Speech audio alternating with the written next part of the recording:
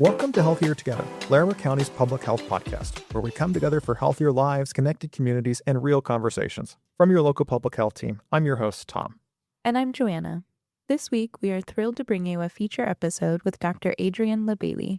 Dr. LeBailly served as the previous director of the Larimer County Department of Health and Environment before retiring in 2019 after 31 years at the health department.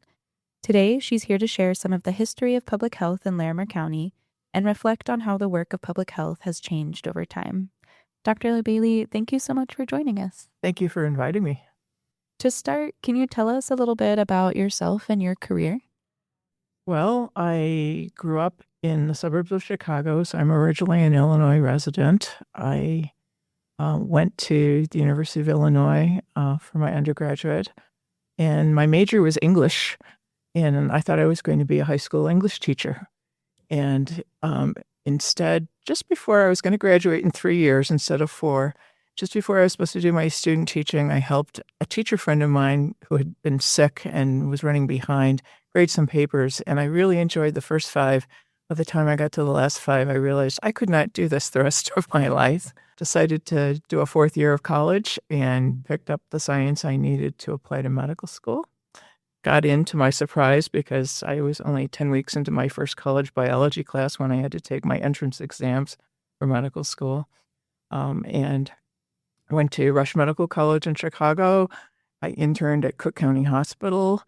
And while I was there, got interested in public health and decided to do a specialty in preventive medicine and public health. A lot of people don't even know that that's a medical specialty, like pediatrics, but went to Johns Hopkins to do that, to do both the residency program and to get a master's in public health. What initially drew you to public health when you were at Cook County Hospital? Well, at Cook County, it's a large urban hospital, mostly very low-income patients, frequently patients who had delayed many years to have a problem seen, evaluated, treated. And I kept seeing a lot of people whose health problems could have been resolved much more quickly if there had been earlier interventions. And I thought, you're spending hundreds of thousands of dollars to keep this person alive for a few more weeks. And what if you had put that money into preventing the problem? I also read a book at that time on international health, and that got me really interested in public health and international health. And that's what I started to specialize in when I went to Johns Hopkins. But I quickly realized that a lot of different factors were going to keep me in the United States. And I switched to health policy and management, which can lead in a lot of different directions. One of my residency rotations was with a local county health department in Maryland. And I just loved that. And this is what I want to do. And so I did. And then what brought you here to Larimer County? Well, my first job after finishing the training program at Johns Hopkins was to be a city public health director in a town in Connecticut, Waterbury, Connecticut, which was very different from here. Waterbury was the brass capital of the United States before the brass industry went to Asia. And so it was an industrial town and very blue collar, very different than this community, but it was a great place to learn how to be a public health director. I happened to see the ad in the American Journal of Public Health for a position in Larimer County. I had to look it up on a map to find out where it was. I had backpacked in Rocky Mountain National Park when I was in medical school, and I thought, the eastern half of Rocky Mountain National Park is in Larimer County. That would be a cool place to live.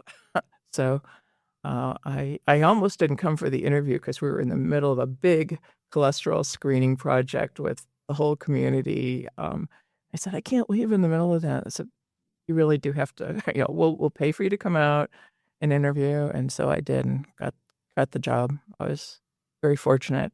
Fort Collins, I think, is wonderful. So you started working here at the health department in 1987 as the medical director. What did the department look like at that time? Well, I'm going to start with the physical department because I was a little shocked when I came for my interview and they brought me to the building. We ended up going up this alley in Old Town, and we parked at what was obviously the back entrance of a building. And the building that we were in at the time was the original Woodward Governor Industrial Manufacturing Plant. It had no windows. If you can imagine, we shared the building with the Human Services Department and the Health Department because it wasn't big enough for all of us. We had a couple of storefronts on Linden Avenue, which later became tobacco and martini shops. And it was just, everything was orange. We'd been moved there in 1976 when they hired the first physician, public health director, Dr. Robert Sherwood. So we'd been put there temporarily, and it was 1987 now. We were still temporarily there. You have to realize that at that time, all of our communication devices pretty much consisted of mail and telephone. There were no cell phones in the department. There were no computers in the department. There was no email. There was no web. So it was just a very, very different experience. But I think it was actually the fact that they had no windows. I walked in, the first thing I had to do was be part of a staff interview, so any employees who are available. So the first question was, what would you change about the department? And I said, the only thing I can tell you in the first 5 minutes of being here is that you need more windows. And they all started cheering. So, and we got to design the building that we're in now and lay it out and do things. And I don't think anybody doesn't have access to a window. I'll take credit for that. So what were some of the most pressing public health needs when you first started working here in Larimer County? Well, I don't know if this is surprising or not, but the first thing that I really had to focus on was helping get access to care for low-income people here. And we were not going to be the providers of care, but my very first day on the job, the community health director, Abby Strand, said, you have to come to a meeting tonight. And I said, I'm not even unpacked. And she said, no, you have to come to a meeting tonight because there's a meeting about how there are no OBGYNs in Fort Collins who will accept Medicaid, and we have nobody to take care of babies. So, of course, I went, and it ended up being a partnership among many different entities, but out of that effort, Poudre Valley Prenatal was created where the physician who was the OBGYN consultant to our family planning program and his partner became the attending physicians. They worked with the residency program at the hospital to create a way for people who are on Medicaid to be able to get prenatal services, which we were very concerned about, obviously really important. And then a local pediatrician, Tom Wera, came and said, okay, now we've got the babies born, but we don't have any pediatricians to take care of these babies. So we worked together on something that became the children's clinic at that time. I wrote a federal grant to try to get them money to get them off the ground, and that got them started. They had transitioned then into a piece of the hospital clinics, and ultimately they're Salud now, your neighbors. But there were no what are called federally qualified community health centers anywhere in Larimer County in 1987. So we had no infrastructure for taking care of people's medical care needs. And so among the other things we did over the years is try to help Loveland get the designation as a medically underserved area only for low-income people, obviously, but you had to put together a lot of data and show need to get the federal funding. So Loveland became Sunrise Clinic, affiliated with the Will County Clinic, and eventually, there was also clinic services in Estes Park. So those were some of the earliest things we did from the health point of view. From the office point of view, trying to modernize our equipment, get people using computers. During our big measles outbreak, we didn't even have a fax machine. I mean, we had to go, if we wanted to fax something, we had to go to the commissioner's office or the sheriff department because they had fax machines.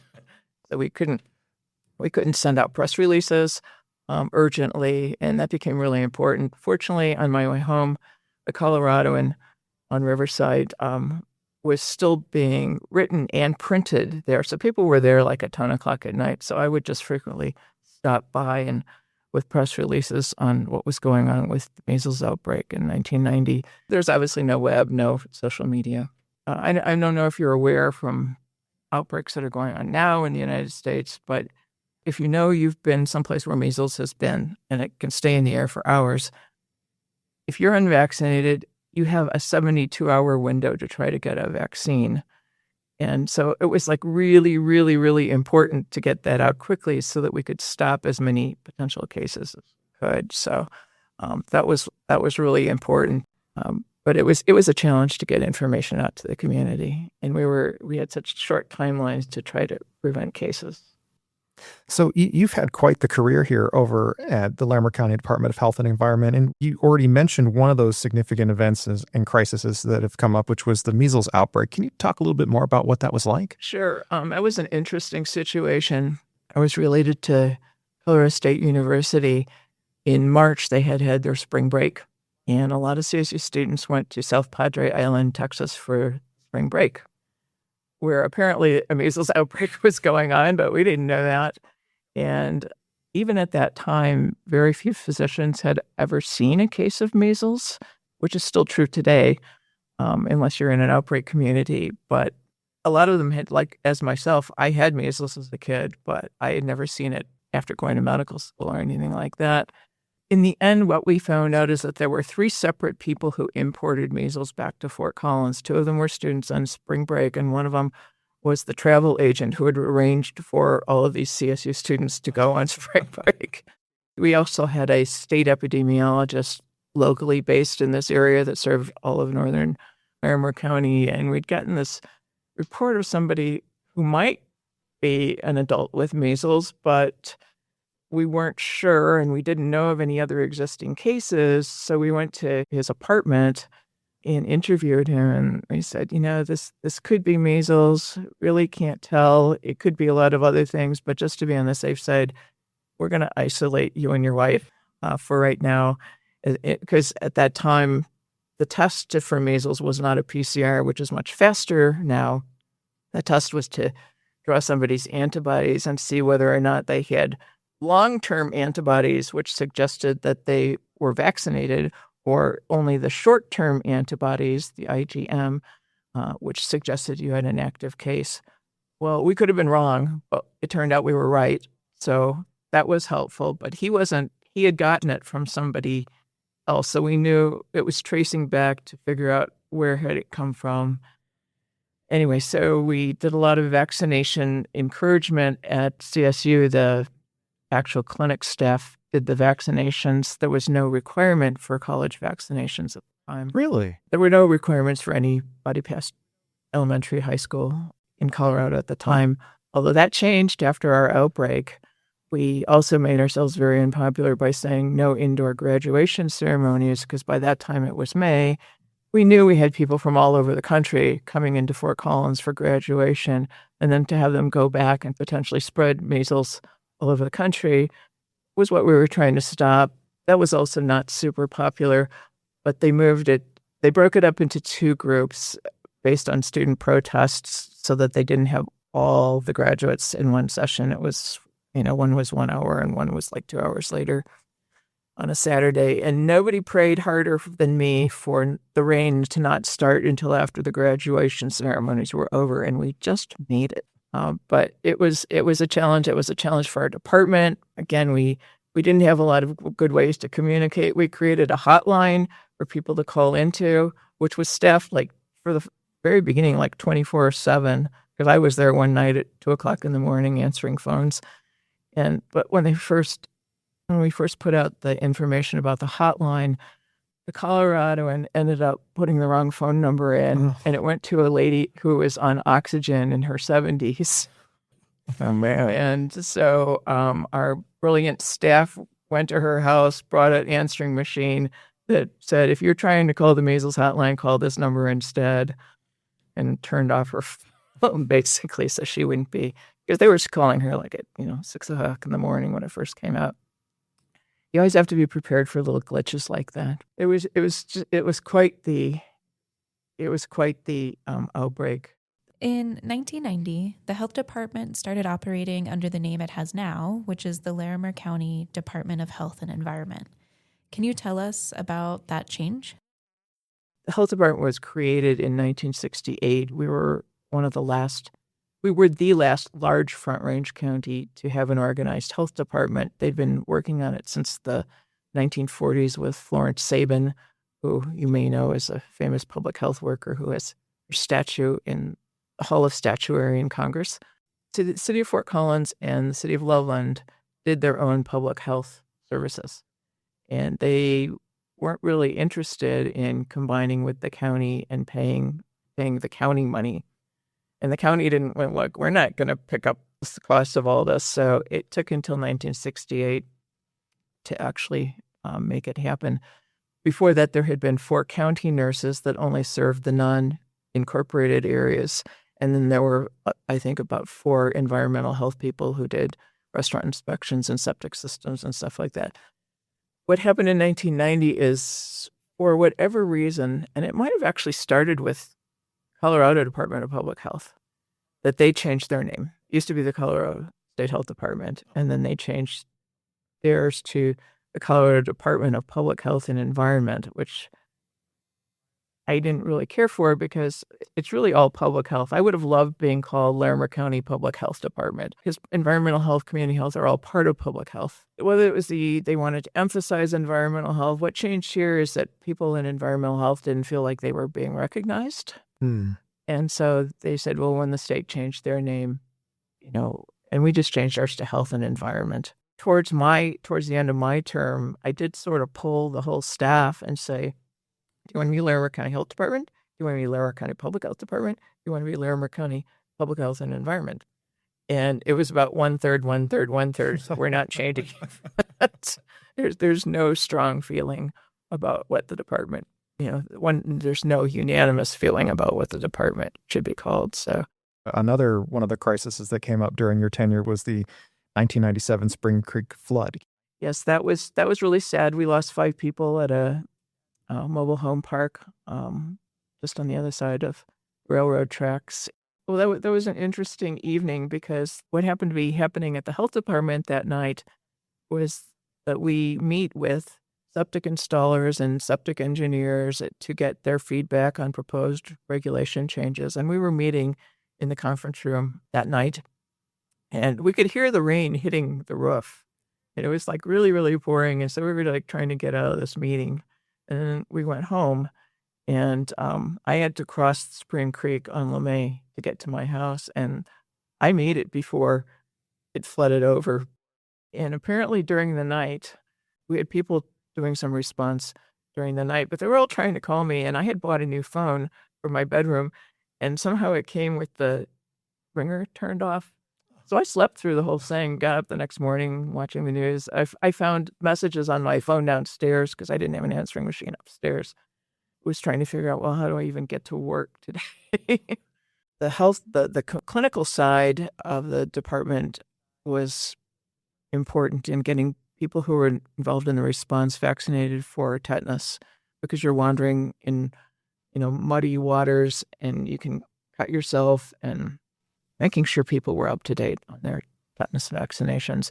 Environmental health had a lot of different problems in that. There were restaurants in areas that had been flooded. There was a fire, a train derailed, and there was a flood, all happening at the same time.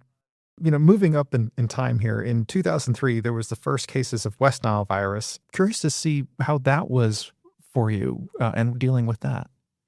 Well, we knew it was coming. I mean, we had the advantage by that time that we knew what the disease was and what the virus was because it had moved into New York City in 1999. We knew in 2002 in Larimer County that we had had some horse cases, that we had had some bird cases. We are not aware that we had human cases, but most likely we did. We didn't have good surveillance systems. I mean, now we have this incredible surveillance system where we have mosquito traps every square mile of the city of Fort Collins, and quite a few in Loveland as well that keep track in live time. We noticed, we had doctors calling us and saying, we're seeing a lot of febrile illness with a rash. And based on what we read about West Nile from the eastern half of the United States, the rash was only in about maybe 20% of people. Hmm. And we were getting like this rash in about 80% of people. We sent out at that time we had a fax machine. We had a fax network that we could send to other health departments. I guess we got email in 1997 finally. We didn't even have email before that. We sent out a message to other local health departments along the Front Range saying, "Are you seeing febrile illness?" And they said, "No, we're not saying that." We didn't even have our first recognized confirmed human case until late July, but then it just exploded. So in the end, we ended up having, I believe, 9 human deaths in Larimer County, about 56 neuroinvasive cases of West Nile. And officially, we had like 556 confirmed total cases. But the doctors stopped testing after a while because they said, "This is West Nile. There's nothing we can do for you. Why even bother to test?" Wow. Our best estimate is we probably had about 1,500 actual cases in Larimer County that year. I think finally did do some truck spraying. I'm not sure if they did truck spraying that year, but we ended up getting aerial spraying in some areas of the county. The city of Fort Collins didn't like the aerial spraying, so as the planes went over from Loveland to Fort Collins, they had to turn off their sprayers as they went over Fort Collins and turned around. But it was a very difficult year, and I just got used to it being criticized and getting nasty calls about spraying. I was really glad I wasn't here for the pandemic. So moving forward just a little bit more, in 2008, there was an initiative to basically introduce long-acting reversible contraception in our clinic down here. What was that initiative like? How did that get off the ground? Finances are always an issue for public health everywhere, always, probably more so now. And an anonymous donor picked Colorado and I think another state to infuse with money for long-acting reversible contraceptives. I mean, we had obviously IUDs had existed a long time, but because of this money that came in to help us support long-acting reversible contraceptions, we were able to offer that to young women for the first time, and we're obviously able to achieve a lot more. I mean, we had relatively decent teen pregnancy rates here, but they dropped significantly more after we were able to do that. There was some money to pay for it. And unfortunately, a lot of what you do in public health is what you can find the money to pay for. And, there's really important things that you wish you could do that you can't. But that was really successful. We've had really good family planning staff. Another item that came up during your tenure was the first community health improvement plan. Can you tell us a little bit about the background on that and what the goals were?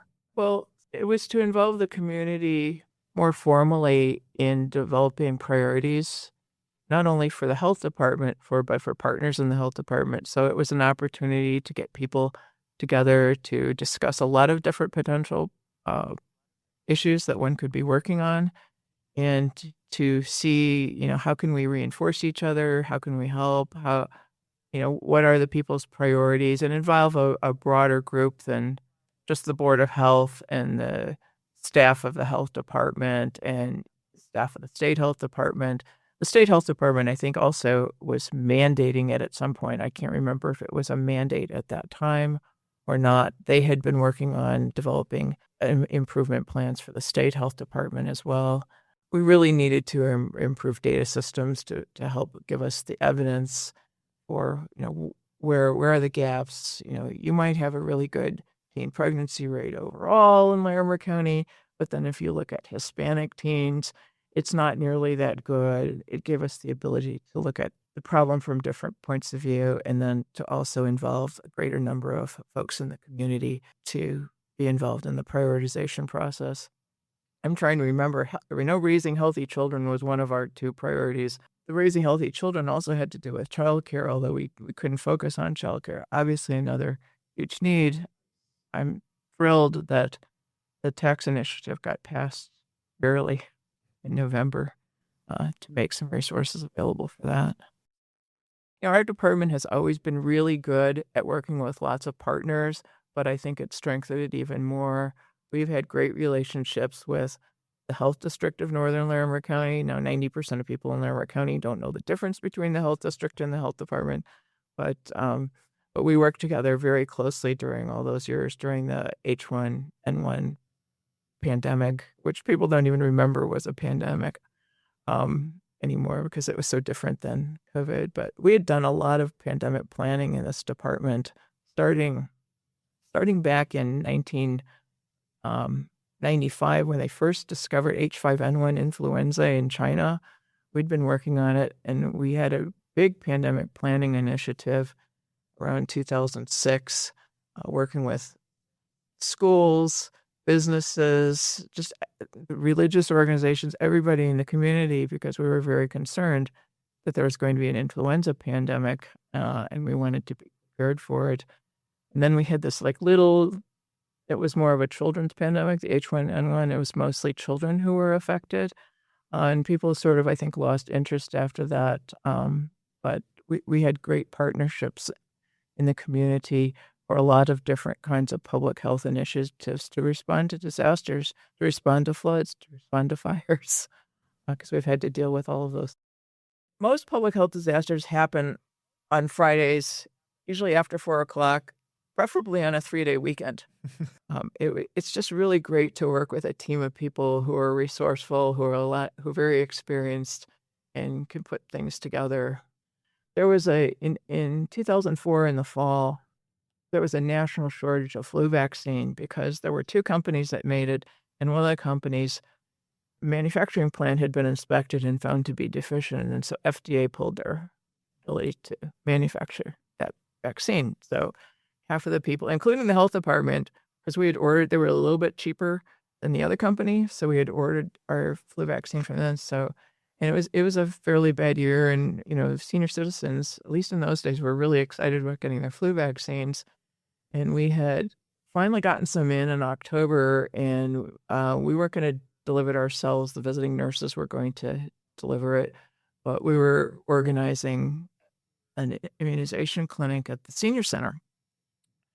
And I guess, you say it opens at 10. Well, people started lining up hours before that. Some in wheelchairs, very infirm people. Some of your 72-year-old people waiting for COVID shots may sound familiar. And we realized, we've got enough vaccine for these people, but we can't have them all standing out here. So we said, this is like a traffic jam. What we need to do is give them times to come back. So we went down the line, with the people in the front getting the first time to come back.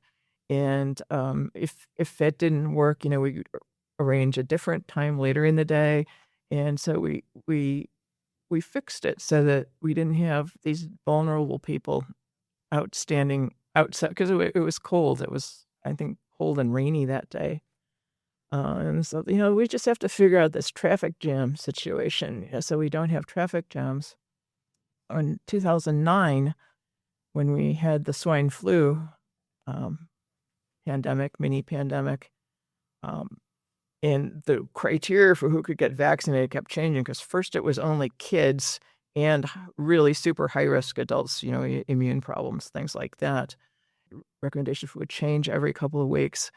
So as we were putting clinics together, I said, we've got to use our tools. At that time, we knew that about 90% of Fort Collins residents, Larimer County residents, had access to the internet.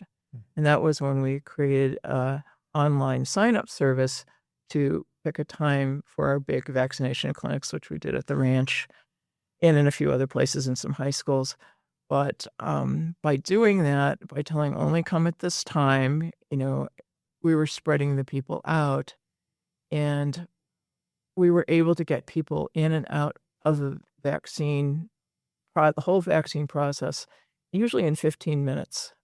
Whereas if you looked at the other health departments around us, people were buying lawn chairs to sit in the lines outside waiting to go in to be vaccinated.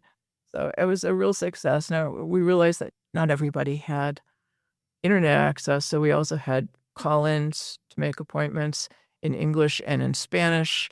A lot of the screening process was actually automated, so you could place one yes, are you meet these criteria, and the criteria kept changing, so we kept having to change the software for that. But it was a really wonderful experience. We had our own IT people helping us at the time, and that laid the groundwork for not only those clinics. We did about 1,000, 2,000 in each clinic at those, but then we did the CSU meningococcal outbreak vaccination clinics, when we did over 7,000 in one day, we knew exactly how to do what needed to be done, except we didn't realize that CSU students don't have printers. They couldn't print out their form. So we had the IT people here at the county brought 12 HP printers, and so we printed it out for them before they went in. So we already had all of their medical information, all of their background. The only thing they couldn't answer is like, how are you feeling this day? That kind of thing. But it gave us a lot of experience in doing mass vaccination clinics, and we got really good at it. Looking back, what was the most challenging part of your career? Finances are always really challenging, and not being able to do what you'd really like to, or seeing programs that are super valuable going away. We lost a lot of our child wellness clinics along the way when Medicaid changed how we used to get money to do both developmental screening. So how are kids, are they hitting their developmental milestones from infancy to about kindergarten age? And we also had well child clinics for low income folks. And when they moved that from being grants from the federal government to, we're just going to fold that into Medicaid, those were some of the things that we had to give up. We used to have a program called Healthy Communities, formerly EPSDT, where we helped people who didn't have access to care find some way to get access to care. We knew the resources to get them to. We had to give that up as we lost funding for it. So it's always really hard when you've got really good programs and really good people in them, see them go away. But that's kind of life. The finances are one thing. Politics are also always another thing. In the 30 years I've been here, Larimer County's gone from a very red conservative county to now more purplish, and now probably blue county. And public health is, lower on the priority for some groups than others. But you always have to deal with elected officials, and you always have to deal with voters to, hope you can get things done, to hope you think that what you do for the community is valuable.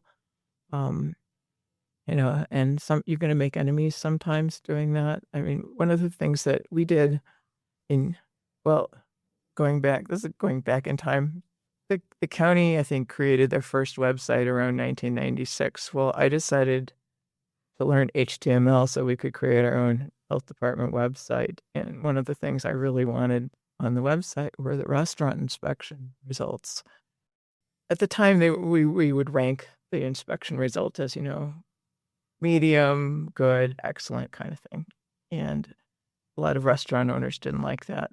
I got interested in the history of public health in Larimer County, and who was the very first environmental inspector in this area. In 1906, a book called The Jungle was written. If you've Upton Sinclair's The Jungle, which talked about the meatpacking industry in Chicago, and it was like really gross to the people who read it. He was trying to show the poor working conditions and how workers are being abused, and people, instead of getting hit in their conscience, were hit in their stomachs when they read about what the food was like. So Federal Pure Food Act passed in 1907, and then a veterinarian at CSU, George Glover, became very active in trying to get a Fort Collins safe food ordinance passed.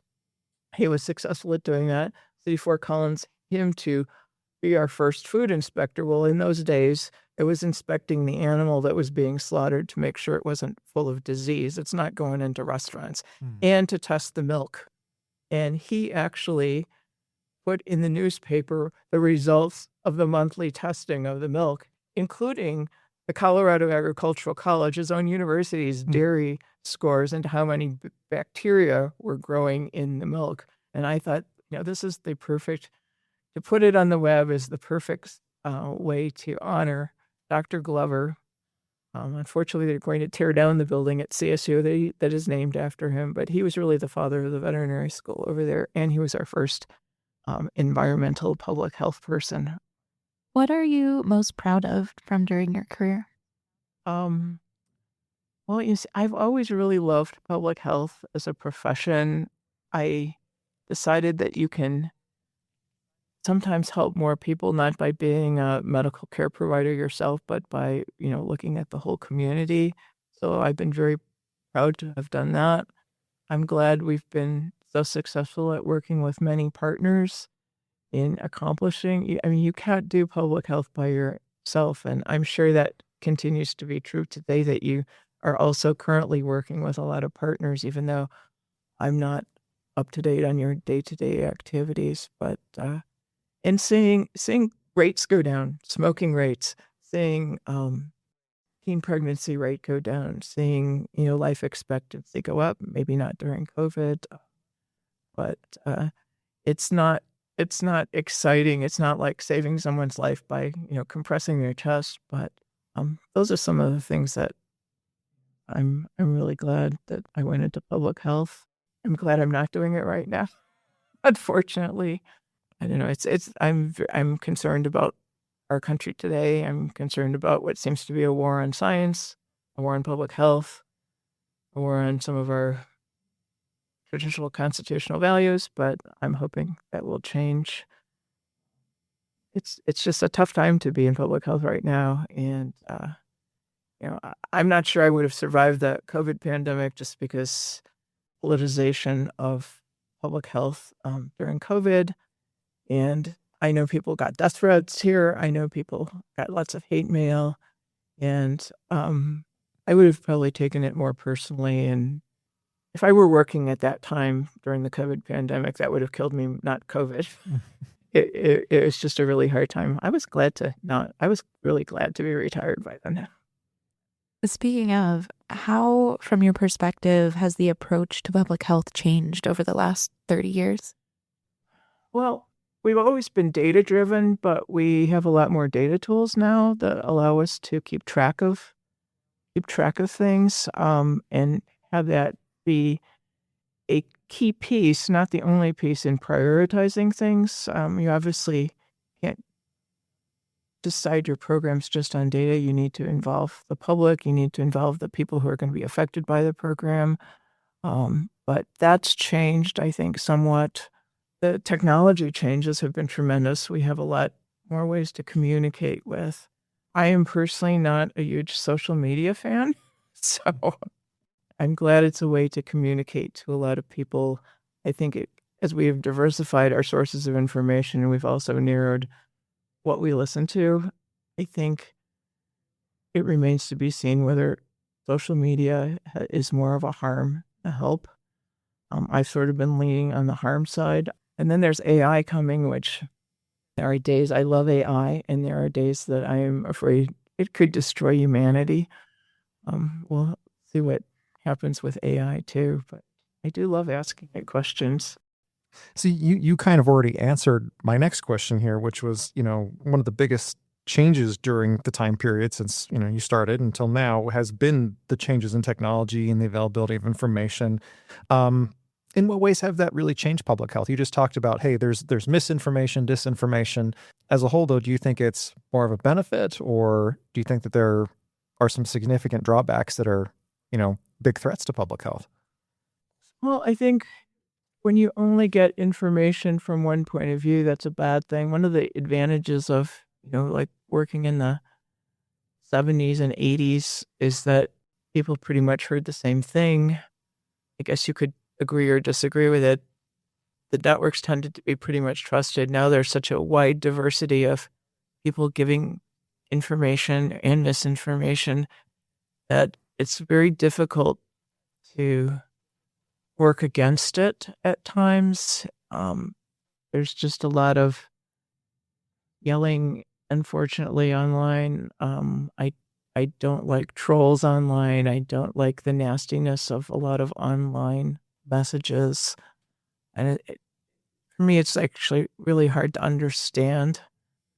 I'm hoping that the good will outweigh the bad. I'm hoping the good of AI will outweigh the bad. So I like being able to get good health information and get good health data, but I think we are giving up a lot of our privacy, and I'm pretty much of a privacy advocate. Public health has always had a very good reputation for keeping their health information private. There was a big fight in Colorado. In fact, it was one of the reasons I ended up in Colorado as a public health worker. Colorado was one of the first states to make HIV reportable, Oh, to make AIDS reportable. Tom Vernon was the state public health director, and we need to treat this like any other disease. And I can understand small counties where everybody knows everybody else, that could be pretty scary to a person.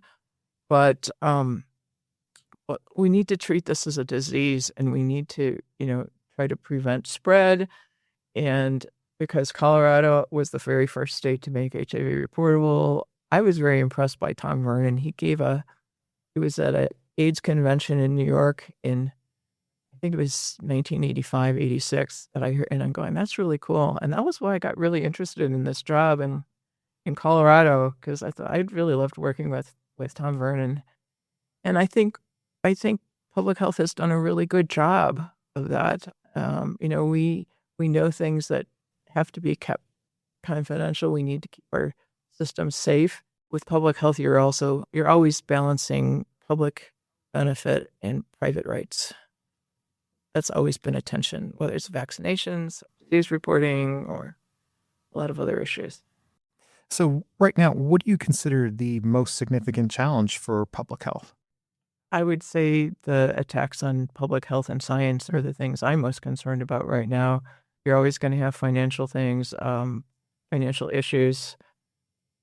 I have not followed the news closely enough. I think the state per capita grants to local health departments did get hit with the big shortfall that the state's experiencing with losses in Medicaid and stuff like that.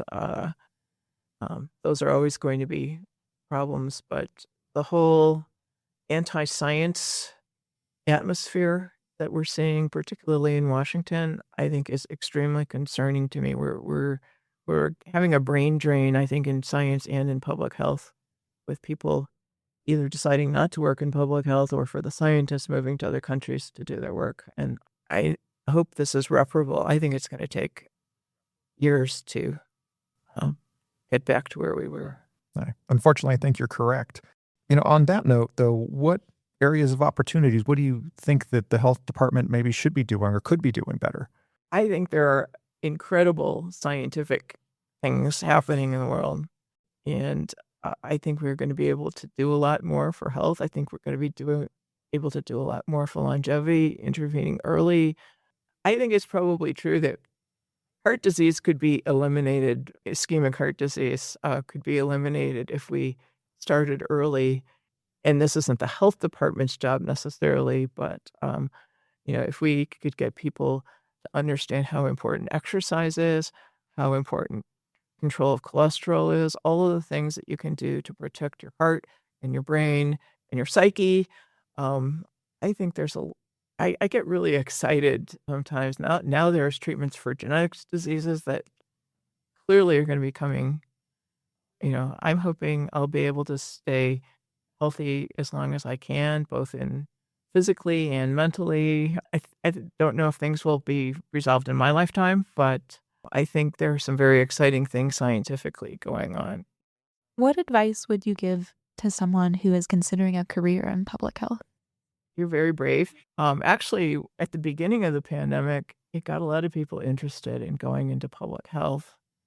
I think some years on, as they've seen how things have transpired, how money has gone away, that has probably reduced their enthusiasm for it, which I think is a shame. Public health is a field that, you either really love it, or you're not going to go into it. It's not high paying. A lot of I don't know what the situation is now. We got a lot of nurses who got tired of hospital nursing who went into public health, and they absolutely fell in love with it when they started doing it. We have always been really successful at getting public health staff because there's a wonderful environmental health program out of CSU, and there's a wonderful nutrition program out of CSU. So we never had problems hiring environmental health specialists or hiring nutritionists because people who went to school in Fort Collins wanted to stay in Fort Collins. So we've always had good professional staff here. And the thing that I really like that has been added is we didn't have data scientists. I was like trying to do that on top of being both the public health director and the medical director in one person and staying here till 9 or 10 o'clock at night. We've had great opportunities. We have a school of public health now where there was obviously no school of public health. I like working at the local level. I think there are lots of good opportunities to do things. Lastly, what are you doing during retirement? What am I doing I am having so much fun. You may or may not know this about CSU, but CSU allows anyone in the community who is 55 years or older to take any class that they offer for no credit, for no tuition, if the class isn't full and if the professor gives the permission. So since the fall semester of 2019, I have taken at least one class at CSU every single semester, including summers. Yeah, I have been loving it. So I went to undergraduate back in the 70s, and when you're working, you're not really staying up with basic science, chemistry and biochemistry and genetics and all that stuff. And what I learned then, even if you try to stay up with literature and public health and medical stuff, and for a long time I was trying to stay up with all the information technology changes. I was sort of a DOS guide for my department at the beginning, but it's really hard to keep up with everything. So now I'm taking a lot of basic science classes at CSU, and I'm really loving it. So at the beginning of the pandemic, I was taking epidemiology of infectious disease. Then I took immunology, and then I took virology, and it's mostly been science classes. I do need to diversify into some non-science things, but right now I'm taking a molecular genetics class. Actually, I'm loving that, and so that's what keeps my mind active. I get my dopamine hit in my brain by learning new things. So, which is, I think maybe safer than some other ways people for dopamine hits. I get way more exercise now than I did when I was working. When you stay late at night, and it took me a long time to get things done, so I worked very late into the night, and I just spent ridiculous hours. I was the director, so it's very nice not to do that. I play a lot of tennis, which is my favorite sporting activity. For those of you who don't know, tennis racket sports are the physical activity that's tied to the highest longevity of all sports. Really? So, yeah. Probably because of the repetitiveness. Supposedly we live longer than cyclists and runners and swimmers. And I think part of it is because the diversity of, you're not, when you run and you're kind of like doing the same thing repetitively. Mhm. And where things are always changing in tennis, where you're moving, where you're going to hit it, what's your target.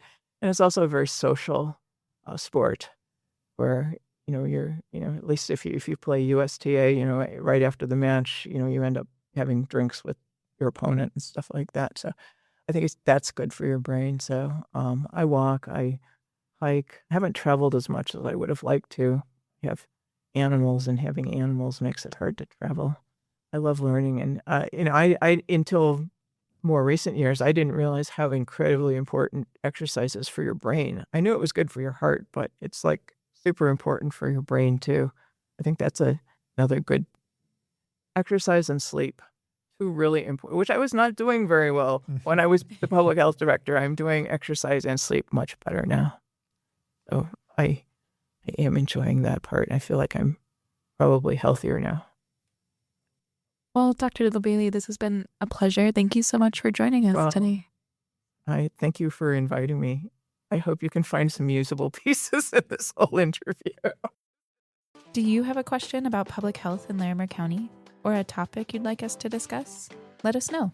Email us at healthiertogether@larimer.org. Thanks for listening, Larimer County. Until next week, stay well, stay connected, and remember, we really are healthier together.